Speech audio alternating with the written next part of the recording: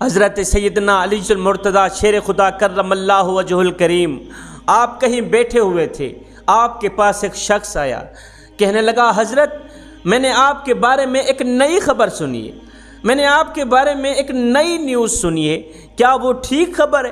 آپ نے فرمایا میاں تو نے کیا سنا ہے؟ اس نے کہا جی میں نے سنا ہے کہ آپ کی یہ جو تلوار ہے نا یہ پہاڑ کے 2 ٹکڑے کر دیتی، آپ ایک بار تلوار کو پہاڑ پہ مارتے ہیں، چیر کے رکھ دیتے ہیں، پہاڑ کو ریزہ ریزہ کر دیتے ہیں۔ آپ کی تلوار میں اتنی ہمت ہے، اتنی طاقت ہے، اتنی قوت ہے کہ ایک بار مارنے سے پہاڑ ریزہ ریزہ ہو جاتا ہے، آپ کی تلوار پہاڑ کو چیر کے رکھ دیتی ہے، کیا میں نے یہ خبر ٹھیک سنی ہے؟ حضرت علی المرتضیٰ شیر خدا نے فرمایا میاں آپ نے بالکل ٹھیک سنا ہے، آپ نے صحیح سنا ہے، واقعی میری یہ جو تلوار ہے ایک بار مارنے سے پہاڑ کے 2 ٹکڑے کر دیتی ہے۔ اس نے کہا حضرت اگر آپ ٹھیک فرما رہے ہیں، اگر آپ درست فرما رہے ہیں، واقعی آپ کی تلوار میں اگر اتنی ہمت ہے تو آپ تھوڑی دیر کے لیے تلوار مجھے دیں، میں تھوڑا سا آزما لوں کہ واقعی آپ درست فرما رہے ہیں، باقی آپ کی تلوار میں اتنی ہمت ہے۔ حضرت سیدنا علی المرتضیٰ شیر خدا کرم اللہ وجہ الکریم نے اپنی تلوار اس شخص کو دے دی، میاں تو آزما لے۔ اس شخص نے دونوں ہاتھوں سے تلوار پکڑی، ساتھ میں ایک دیوار تھی، حضرت علی کی تلوار کو دونوں ہاتھوں سے پکڑ کر بڑے ہی زور سے اس شخص نے دیوار پر ماری، دیوار پر حضرت علی کی تلوار لگی، دیوار کو کچھ بھی اثر نہ ہوا، تھوڑا سا بھی اثر نہ ہوا۔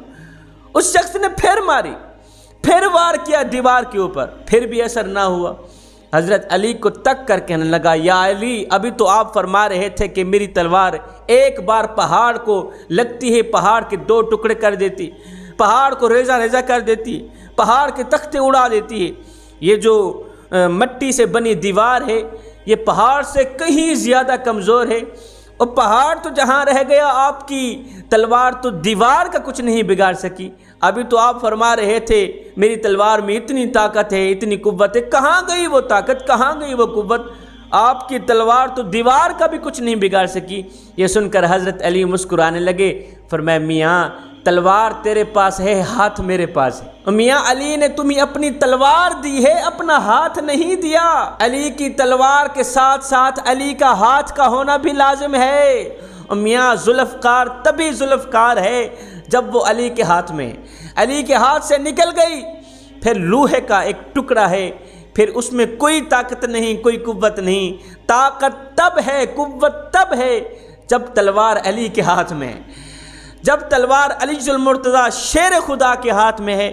یہ تلوار ایک بار پہاڑ کو بجتی ہے، پہاڑ پر لگتی ہے، پہاڑ کے ٹکڑے کر کے رکھ دیتی ہے، پہاڑ کو ریزہ ریزہ کر کے رکھ دیتی ہے۔ جوانو میں کہنا یہ چاہتا ہوں جب تک تم قرآن کے اندر رہو گے، جب تک تم شریعت کے اندر رہو گے، جب تک تم مدینے والے کے فرمان کے اندر رہو گے، تم کامیاب رہو گے، طاقتور رہو گے، قوت والے رہو گے۔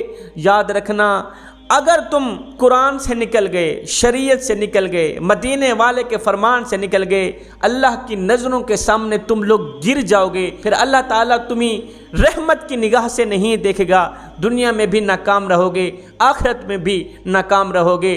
حضرت سیدنا علی المرتضیٰ شیر خدا نے فرمایا میاں 5 چیزوں کی شکایت کبھی نہ کرنا، کسی کے سامنے 5 چیزوں کی شکایت کبھی نہ کرنا۔ ایک، کسی کے سامنے اپنی قسمت کی شکایت نہ کرنا، اپنی قسمت کا گلہ نہ کرنا، اپنی قسمت کی شکایت نہ کرنا۔ انسان جب دنیا میں آتا ہے تو انسان کو دنیا میں 2 چیزیں بہت زیادہ پریشان کرتی ہیں۔ انسان کی زندگی میں کافی لوگ اس طرح کے دنیا میں پائے گئے ہیں، ان لوگوں کی زندگی میں 2 چیزیں بہت زیادہ انہیں پریشان کرتی ہیں، بہت زیادہ تکلیف دیتی ہیں۔ ایک قسمت، دوسری بیوی۔ ایک قسمت انسان کو پریشان کرتی ہے، دوسری بیوی انسان کو پریشان کرتی ہے۔ قسمت اور بیوی یہ انسان کو بہت زیادہ پریشان کرتی ہیں، مگر سنو جب یہ انسان کا ساتھ دیتی ہیں انسان کی زندگی بدل کے رکھ دیتی ہیں۔ قسمت اور بیوی، جب یہ دونوں انسان کا ساتھ دیتی ہیں نا، انسان کی زندگی بدل کے رکھ دیتی ہیں۔ فرمایا حضرت سیدنا علی المرتضیٰ شیر خدا نے، جوانو کیا تمہیں پتہ ہے دنیا میں سب سے بڑا بدقسمت انسان کون ہے؟ دنیا میں سب سے بڑا بدقسمت انسان وہ ہے جو گناہ کو گناہ نہیں سمجھتا۔ بدقسمت انسان ہے وہ جو اپنی زندگی میں رمضان المبارک پائے روزے نہ رکھے، اور سنو خوش قسمت انسان ہے وہ جو اپنی زندگی میں والدین کا بڑھاپا پائے، والدین کی خدمت کر کے، والدین کے دکھوں کو اپنے دکھ سمجھ کے اللہ اور اس کے رسول کو راضی کر لے، خوش قسمت انسان ہے وہ۔ فرمایا حضرت سیدنا علی المرتضیٰ شیر خدا نے، فرمایا 5 چیزوں کی شکایت کبھی نہ کرنا۔ ایک، کسی کے سامنے اپنی قسمت کی شکایت نہ کرنا۔ دوسرا اہم چیز، اپنی ماں کے سامنے اپنی ساس کی شکایت نہ کرنا، اور ساس کے سامنے اپنی ماں کی شکایت نہ کرنا۔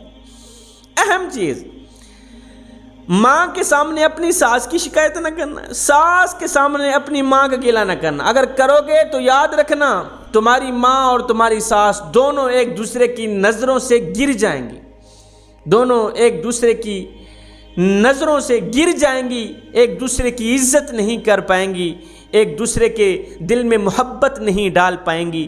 اگر تم ایسا کرو گے تو یاد رکھنا تمہاری ماں اور تمہاری ساس ایک دوسرے کو گھٹیا تر سمجھیں گی۔ فرمایا دوسری چیز، ساس کے سامنے ماں کا، ماں کے سامنے ساس کا گلہ نہ کرنا، شکایت نہ کرنا۔ تیسری چیز، اپنی اولاد کے سامنے اپنے بڑوں کا گلہ نہ کرنا، اپنی اولاد کے سامنے اپنے بڑوں کی شکایت نہ کرنا۔ اگر کرو گے تو یاد رکھنا تمہاری اولاد جب جوان ہوگی، تمہاری اولاد میں ادب نام کی کوئی چیز نہیں ہوگی، احترام نہیں ہوگا، پھر بڑی بن کر تمہاری اولاد چغل خوری کرے گی، غیبت کرے گی۔ ایسا کبھی نہ کرنا۔ چوتھی چیز، غیر کے سامنے اپنے دوست کی شکایت نہ کرنا، کبھی نہ کرنا۔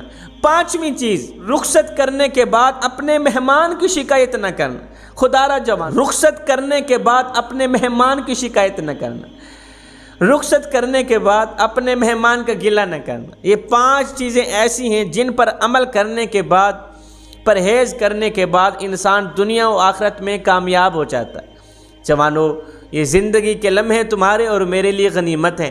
انہی لمحوں میں ہم کچھ کر لیں، انہی لمحوں کے لیے کچھ اکٹھا کر لیں، انہی لمحوں میں ہم کچھ کر لیں، انہی لمحوں میں کچھ اکٹھا کر لیں، انہی لمحوں میں خدا کی یاد اور محبت کے دیے اپنے دل میں جلا لیں۔ معلوم نہیں پھر فرصت ملے نہ ملے، معلوم نہیں پھر یہ زندگی کے لمحے ملے نہ ملے۔ میں دعا کرتا ہوں اللہ تعالیٰ ہمیں صراط مستقیم پر چلنے کی توفیق عطا فرمائے۔ اللہ تعالیٰ ہمیں نماز پنجگانہ با جماعت ادا کرنے کی توفیق عطا فرمائے۔ یا اللہ ہمیں نیک بنا دے، ہمیں ایک بنا دے، ہمیں وہ نیک کام کرا دے جس پر تو بھی راضی ہو جائے، تیرا حبیب بھی راضی ہو جائے۔